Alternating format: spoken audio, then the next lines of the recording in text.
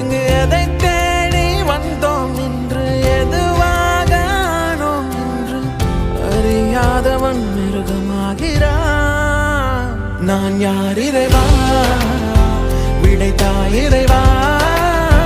நான் யார் இறைவா, பதில் சொல்ல மண்ணில் வருவாயா. நான் யார் இறைவா, விடைத்தாய் இறைவா.